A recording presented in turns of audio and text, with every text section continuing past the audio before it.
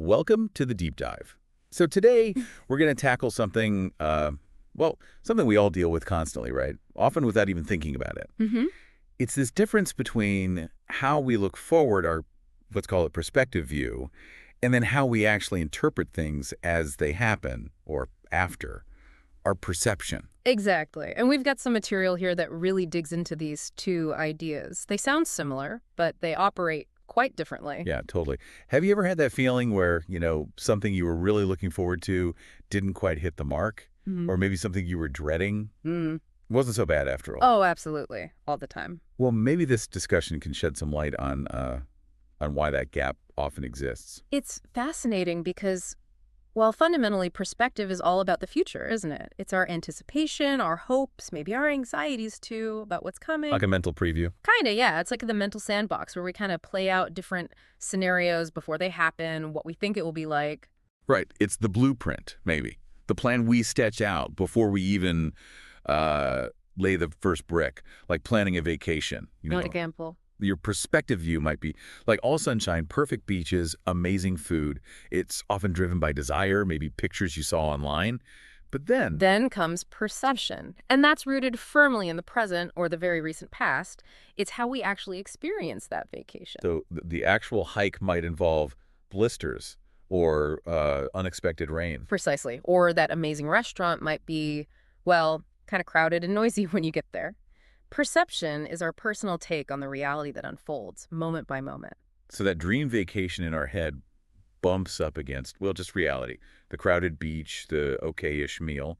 Why does that happen so often, though? Why the mismatch? Well, part of it, I think, is how that perspective view gets built. It's often idealized, wouldn't you say? Yeah, definitely. Rose-tinted glasses sometimes. Sort of. We tend to focus on the good stuff, the possibilities we want, and maybe we mentally gloss over the potential downsides. It's a bias, really. A forward-looking bias. That makes sense. It can get you excited, motivated even. But it can also set you up for a bit of a letdown if you're not careful.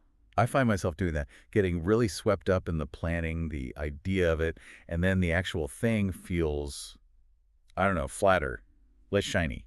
Exactly. It's like our brain edits the trailer to make it look amazing, cutting out the boring bits or the potential problems. Right. And then our perception, how we feel it in the moment, that's filtered through different things entirely.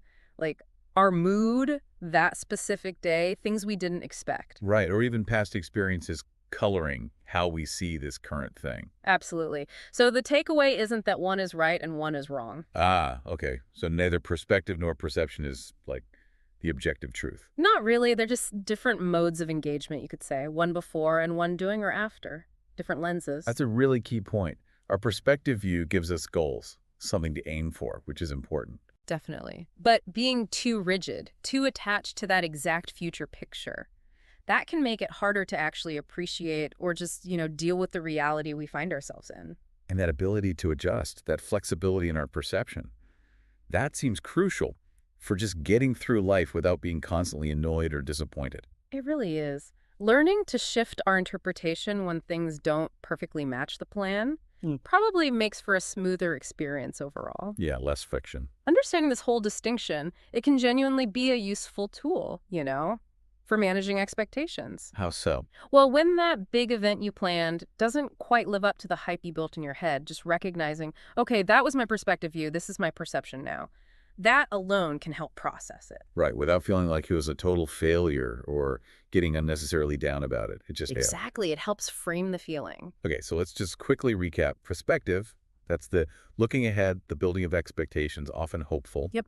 The what might be. And perception, that's the in-the-moment or looking back assessment of what actually is or what was. Correct. Our interpretation of the lived experience. And accepting that these two things, well, they aren't always going to sync up perfectly. That seems vital. It really is the core of it. Which leads to maybe a final thought for you listening. Okay. How might consciously thinking about both your perspective views, those hopes and plans, and your actual perceptions, how you interpret things as they happen, how might holding both in mind shape your understanding of your own life moving forward? Being aware of both lenses, the one looking forward and the one looking around or back, that's definitely something to chew on.